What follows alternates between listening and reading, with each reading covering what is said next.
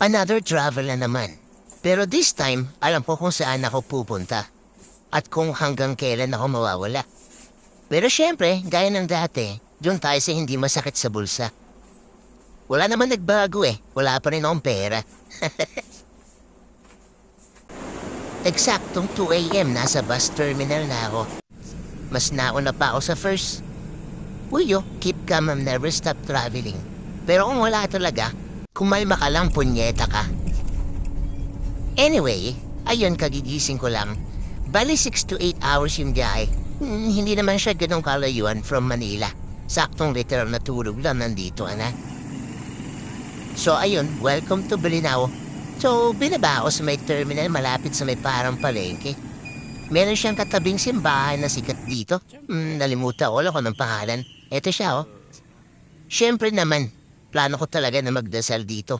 Alam mo na, para humingi ng tawad sa lahat ng kasalanan at syempre magpasalamat dahil nakakapaggala-gala ako kahit di ako mayaman. May inarkila nga pala akong mansyon at ayun ang pupuntahan ko sa mga oras na to. Bibilang lang ako ng 3 at nandun na ako. 3.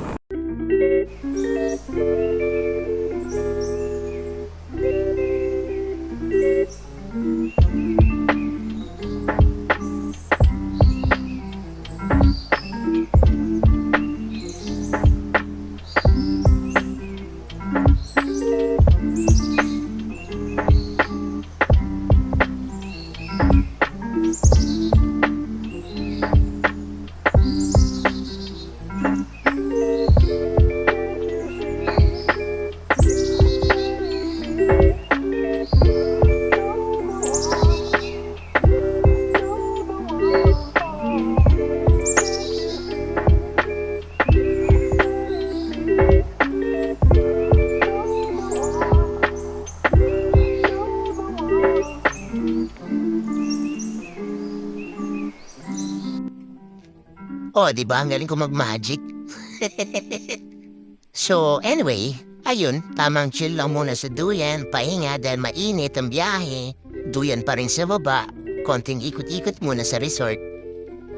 O, di ba? Saan naritang nasa beach tapos nakapayong? De, joke lang. Fineflex ko lang talaga yung payong kung may design ng isa sa mga favorite na anime ko.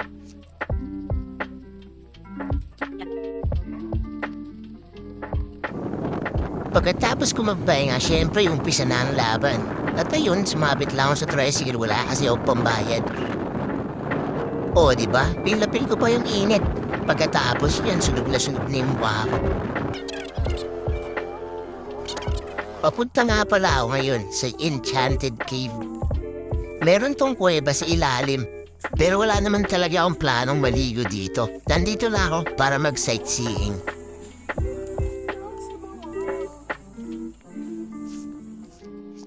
O, diba? Kala mo mambabanat eh. O, siya, dahil mong satsat, buwaba ka na dun. Sa totoo lang, saglit lang ako dito sa kuweba na dun. Hindi ko na rin kasi kanaya yung sobrang init sa ilalim. At yung binayaran ko kasing entrance pang sightseeing lang, hindi siya pang swimming. Kaya ayun, di ako pwedeng maligo. Nakapagod din naman bumalik dahil masyadong matirik ang dinaanan ko. Kaya ayun, nilayasan ko na yung mga tuwang-tuwang naliligo sa kuweba. Bahala kayo dyan. At nang biglang, wow! Siyempre, aakatin ko yan. Ako pa ba? Hehehe.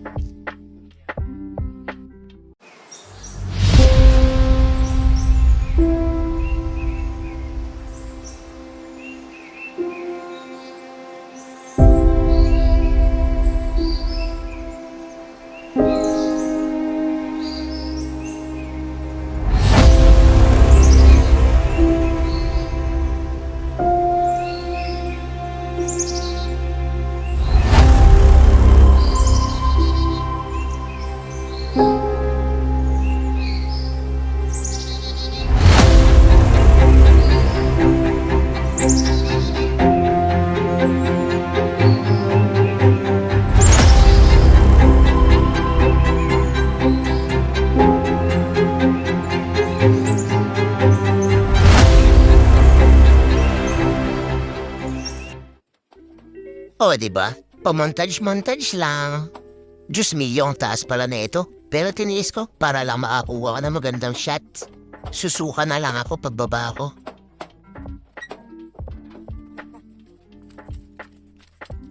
Sobrang nakakapagod ng araw na to. Pero at the same time, nag-enjoy naman ako. Siguro mga naubos ko ang buong maghapon ko dito kakaikot. Masyado rin siyang mataas. Sulit din yung bayad mo. Marami kang makikita. Puno, halaman, ibon at kung ano-ano pa. Meron pa mga nag-aaway na jowa sa tabi. Kaya nga nakiupo muna ako dito. Pakinggan ko bakit galit yung babae. De charot lang. At ngayon, naglakad na ako pababa. At naglakad ulit. Nang naglakad. At naglakad.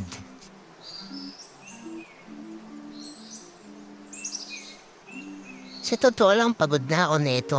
Pabalik na ako papunta sa tricycle na inarkil ako. Medyo ngayon ko lang na-realize ang haba pala ng nilakad ko.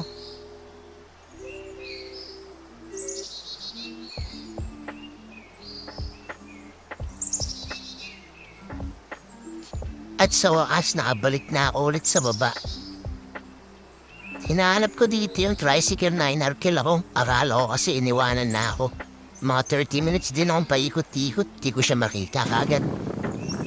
At dahil hapon na hindi na mainit, mas na-enjoy ko ang sumabit sa likod ng tricycle. Sa totoo lang, mas na-enjoy ko ang ganito kasimple.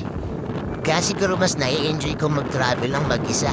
Wala akong ibang kasamang iintindihin na baka hindi gusto ang mga trip kong gawin.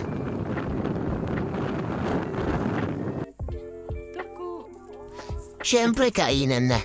Nag-iyaw nga pala ako ng isang buong bangus dito at napakalaking alimango. Habang umiinom ng malamig na beer. Talagang sinasulit at ine-enjoy ko ang mga ganitong klaseng moment. Ang lumayo sa mga toxicity at stress paminsan-minsan. Pagod na rin ako sa mga oras ito. Kaya naman nagpahinga na ako pagkatapos kong kumain. Para bukas, mas marami tayong energy para gawin kung anumang maisipan.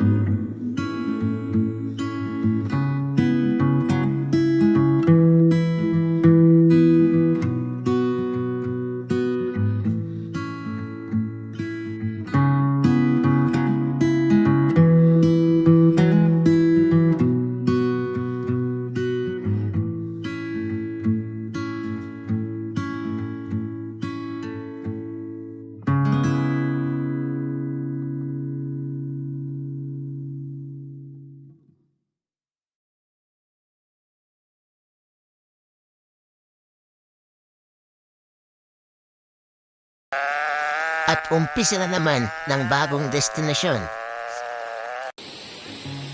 Merong 3 falls sa Bolinao. Siyempre, hindi pwedeng hindi ko pupuntahan isa-isa yan. Siyempre, saan pa ba natin umpisahan? Di sa number 1. Andito ako ngayon sa Bolinao Falls 1. Mas mataas siya kumpara sa 2 natitirang falls. Malamig ang tubig, malawak, at may balbas, marami siyang mga talahib sa paligid. Ito talaga mga gustuhan ko. Kung saan may liblib, panganib, at mahirap pasukin. Gustong gusto ko yan, ewan ko ba? Para na naman akong bata kapag nakakita ng ganito. Wala lang, nakakatuwa kasi. Ang sarap lumangoy, sobrang lamig ng tubig. Saktong-sakto sa mainit na panahon.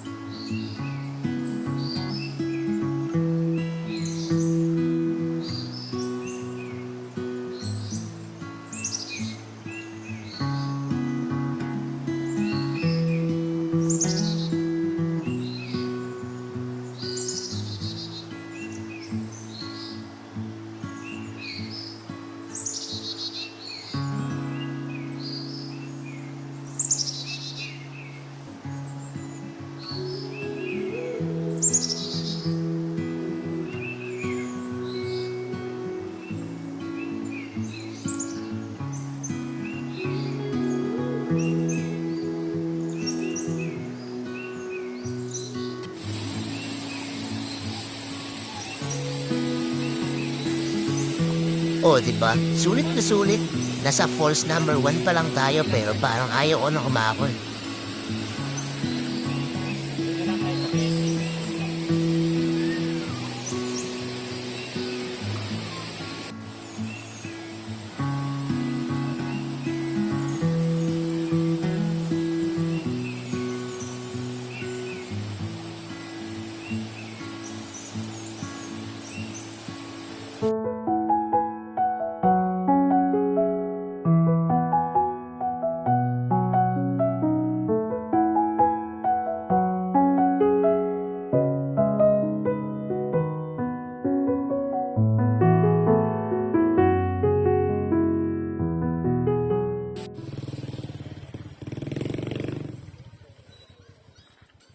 Alright, so andito na tayo ngayon sa false number 2. May entrance nga pala dito, kaya ako lumalapit sa may tindahan. Nung narinig ko magkano yung entrance, talagang napapatumbling ka sa tuwa. Di naman ako masyadong excited pababa. Sadyang madulas lang talaga yung tsinelas ko. Oh, di ba? Feel na feel eh, no?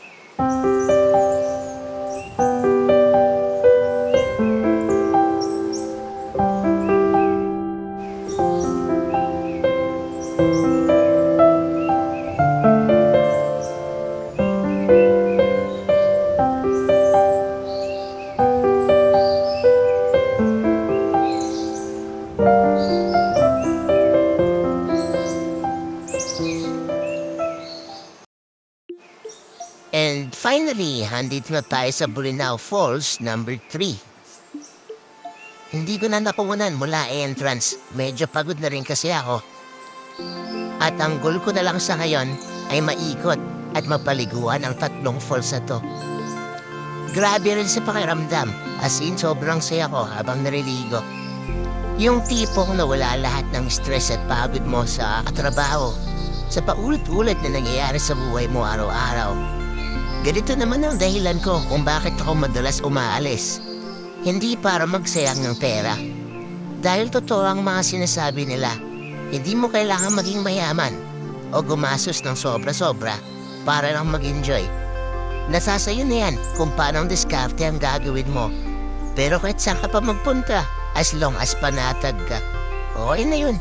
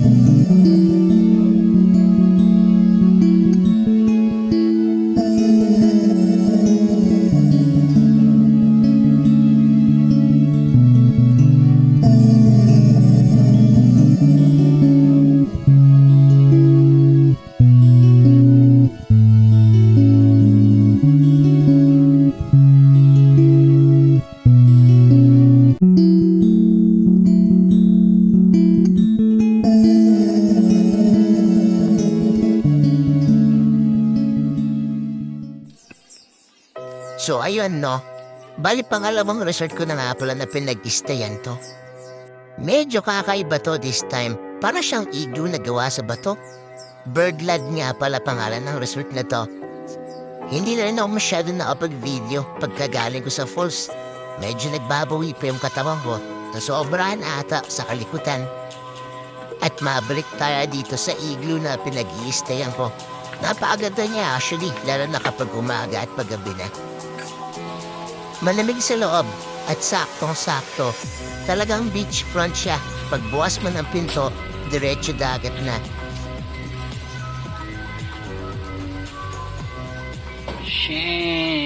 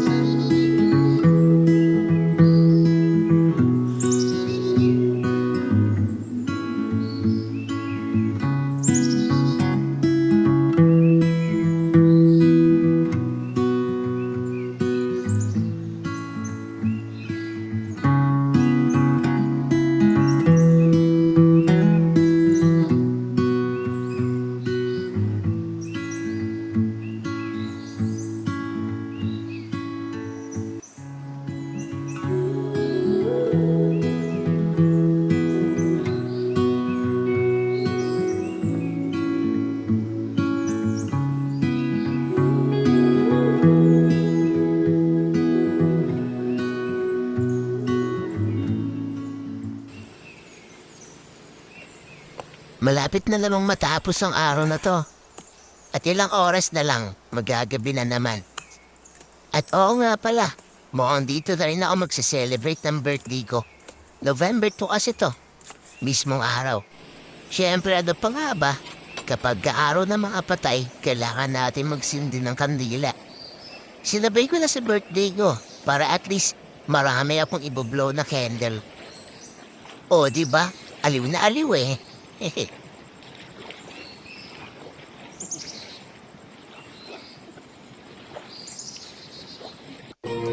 At kinabukasan, syempre di tayo papayag na gano'n-gano'n na lang matatapos ang araw na yun.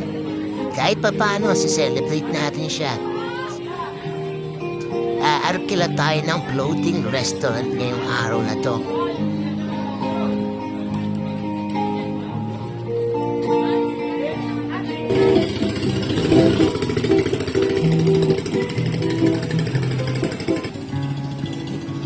Oo, diba? Sarap. Pa-chill-chill lang. Kala mo talaga may pambayad. Mag 1, 2, 3 nga ako dito eh. Nihintay ko lang mapunta sa gitna tapos tatalon na ako.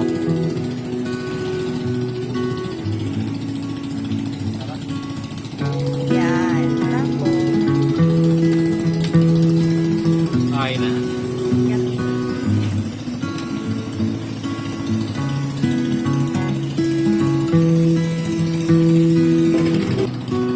Siyempre tapos na ako kumain nito. Kaya konting relax na lang. At saka marami pa naman akong oras. 45 minutes kasi. Iikot-ikot sa ilog nito ang bangka na to.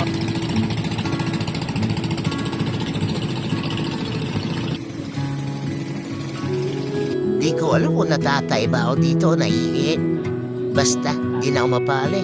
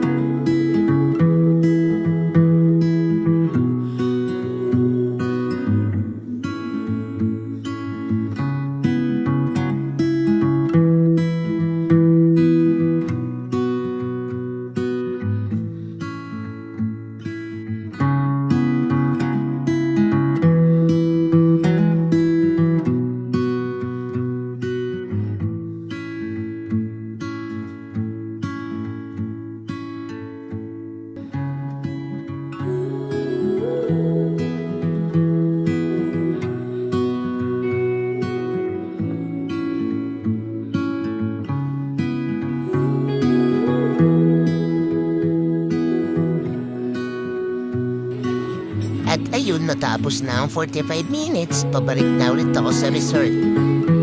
Huling araw ko na to dito sa Bolinao. Bukas uuwi na ako ng gabi. Kaya naman susuluitin ko na lang at magre-relax na ako maghapon pagbalik ko.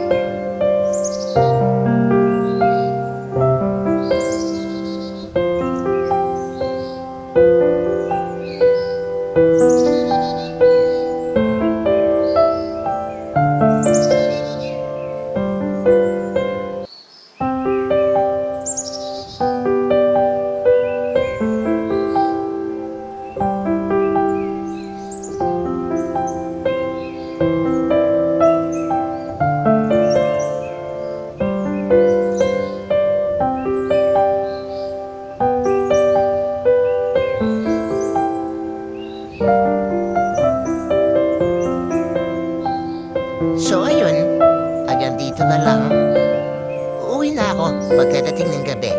Tinatapos ko na lang at pinapanood ang paglubog ng araw.